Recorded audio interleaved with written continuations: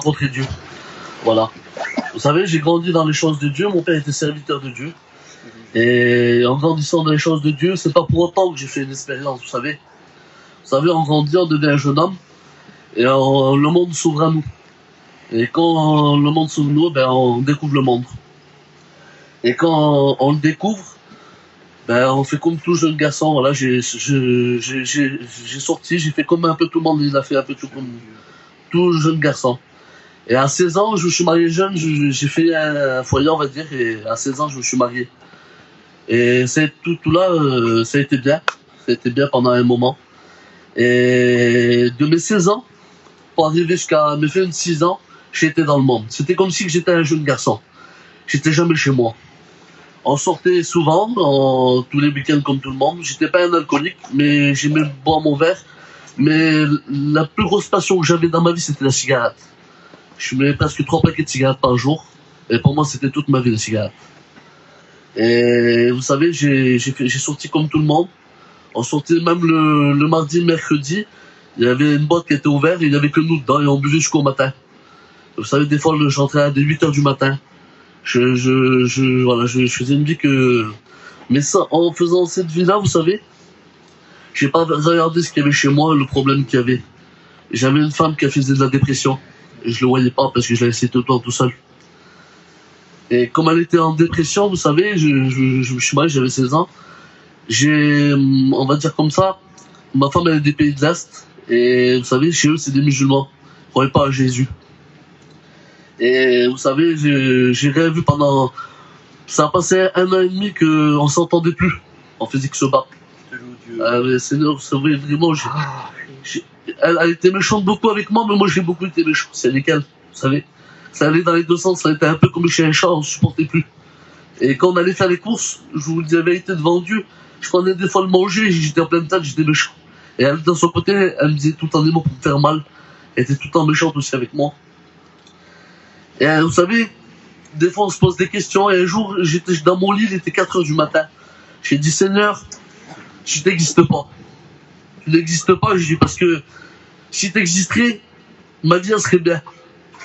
Et je vais vous dire la vérité, je me suis dit, il faut vivre sans Dieu. Et quelques temps a passé, vous savez. Le temps, il a passé.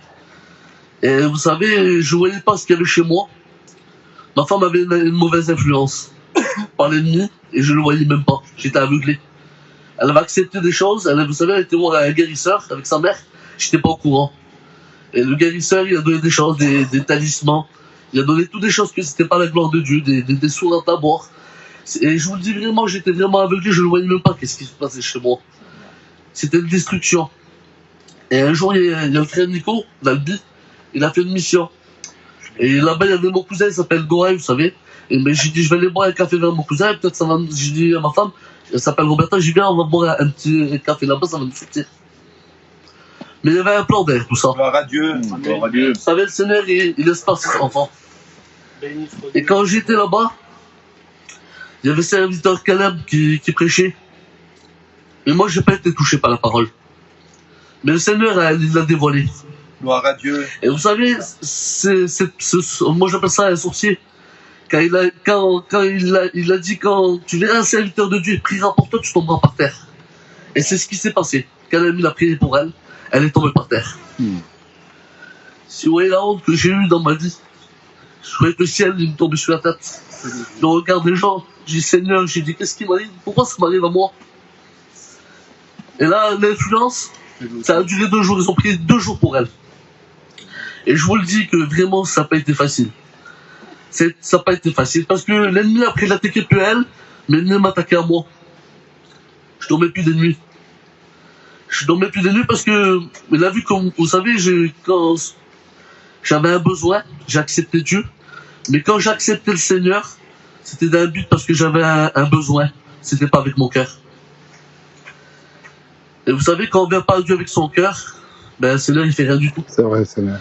Et vous savez, quand le temps, il a passé, j'ai accepté le Seigneur. Amen. Et ben, le temps, il a passé un petit peu, et l'ennemi, il venait vers moi. Et c'était pas direct que la nuit elle tombait, je disais, il va venir me tourmenter, je dormais plus de nuit. J'avais chopé du mal dans la bouche, je dormais plus la nuit, je devenais fou. Je disais, il va venir me tourmenter, et je sais plus quoi faire. Et vous savez, ma mère, c'est une femme de Dieu, et c'est une femme de prière. Il m'a beaucoup aidé, le Seigneur, il m'a aidé en premièrement, bien sûr. Amen. Mais ma mère, elle était là pour moi. Amen. Mon père, il était là pour moi. Et vraiment, je vous le dis de la part du Seigneur, essayez pas de combattre par vos propres forces. Faites confiance au Seigneur, comme je l'ai fait moi. Et vous savez, un jour, j'étais dans ma maison, et quand j'étais dans ma maison, j'ai dit, Satan, j'ai honte de chez moi, j'en ai marre de ça. Mais j'ai pas été courageux. Je suis allé dans ma voiture, et j'ai pleuré, j'ai dit, Seigneur, tu dis dans ta parole, tu laisses pas combattre ton enfant jusqu'à temps qu'il a plus de force. Alors Seigneur, laisse-moi, j'ai dit, donne-moi la force, parce que moi j'ai plus la force. Combat à ma place. Ben vous savez ce qu'il a fait le Seigneur? Il m'a baptisé dans le Saint-Esprit, ça me l'a fait. Beaucoup mal d'ennemis. Je vous dis que l'ennemi m'a pas fait de cadeau. Merci, et vous savez, avec le temps, le Seigneur m'a donné de la cigarette. Il m'a enlevé tout ce que, vous savez, tout ce que j'avais dans mon cœur qui allait pas, la méchanceté, la patience. Il m'a tout donné, le Seigneur. Amen. Et vous savez, je continue à me battre pour mon foyer. Amen. Et vous savez, j'ai mon beau-père, il est venu un jour vers moi aussi, parce qu'il a venu essayer de m'avoir par toutes choses. Mon beau-père est venu vers moi, il m'a jamais rien fait, mon beau-père. Il m'a mis un coup de poing en pleine figure. Il m'a étranglé. J'ai pas dû l'avoir pendant 3 jours. Vous savez, je n'étais pas un bagarreur, mais jamais personne m'a mis les mains dans le visage. Je me suis laissé taper. Et l'ennemi me troublait.